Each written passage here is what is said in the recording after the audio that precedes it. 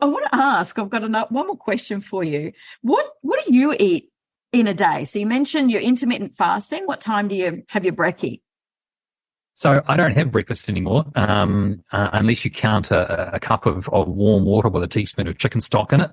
So that's kind of my cheap and easy equivalent of broth. I can't be bothered, going through the rigmarole of doing something for real. So there's my shortcut version. Perfect. But it works for me, and it does the trick. It's practically 0 calories. It's basically a bit of salt and warm water.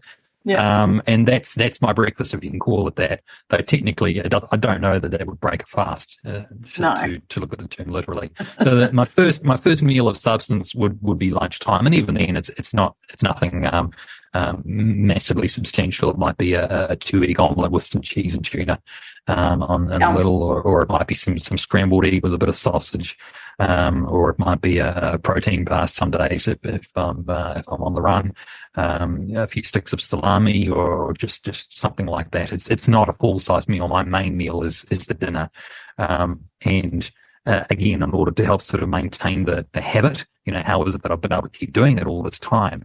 I have a bit of a regimen, if you like, of having fixed meals for different nights of the week.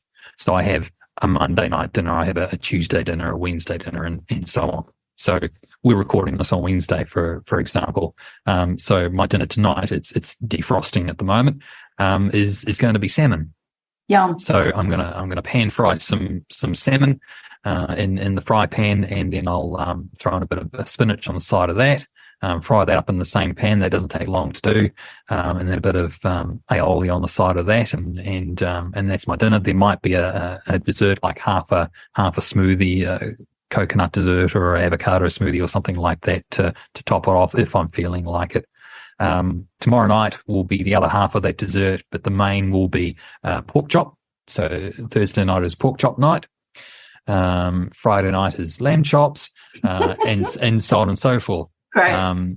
So yeah, I have that plan, and that's all laid out in the book as well. So I have a chapter of recipes, and I feel so embarrassed to be even sort of mentioning that, because sort of going back to what I was saying earlier, I am the furthest possible thing from a 5-star chef. This is me just figuring things out and inventing meals for myself with what I was bringing home from the supermarket.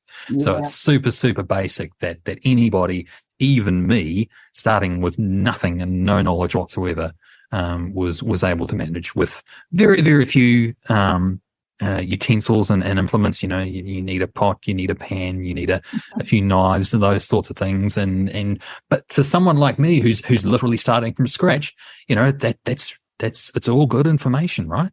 Absolutely. I love that you've brought that up, because often, when people start Googling keto and low carb, all these complicated recipes turn up. It's like, oh my God, that's actually too hard, even for somebody who's used to cooking.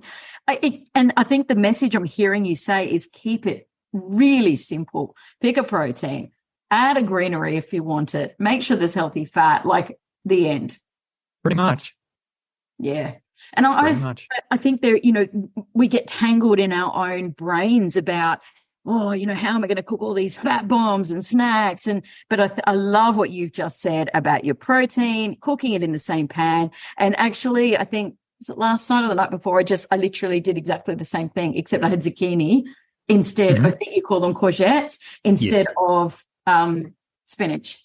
So I had some courgette last night, actually. So my Tuesday night meal is a pot of mince, and I spiralized some courgette and just throw that into it. I used to do it separately and make like a fake spaghetti bolognese, but why create the work of art? It's just going to end up in the stomach anyway, right? So I just throw the courgette in with the mince, and then I add some mushroom in with that as well, and half a can of tomatoes, some stock for the flavor, and Bob's your uncle. It's super straightforward, just a pot of meat and veg, right? Every meal I have starts with the meat, like you say, the protein, and for me that's the meat. So it's meat and maybe something else on the side.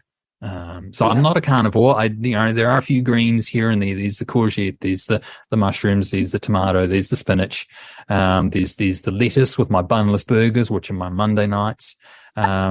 Yeah. So I do mix it up a little bit, but I have to say over time I have sort of grown to accept that my diet, as a low carb diet is predominantly meat based, but without being full carnivore. There's still room for a few other things in there as well. Yeah, me too. I think, probably 70 or 80% carnivore. And I think I wouldn't call myself a carnivore because I don't know if it's hangover thinking we need greenery. I don't know what that is. Maybe it's a mental problem and a mindset thing, but I feel better if it's more complete. For me, there's a variety aspect to it as well. Like if I'm just having meat and eggs every day, that's just going to get a bit boring. So I don't mind mixing it up with a few veggies that, by the numbers are still okay. So I'm not going to, I try and avoid the potatoes and most root veggies, etc. But I'm not above, there's some cans of veggie soup that are sufficiently low carb that I might have a can of veggie soup now and then, and I'll dice up some meat. Rather than have like croutons, which is bread, so that's a no-go. I'll chop up a little bit of meat and sprinkle some chopped meat into my plate of veggie soup, for example. So, there are options for people who are looking to explore, yet still keeping the basis of the meals pretty simple.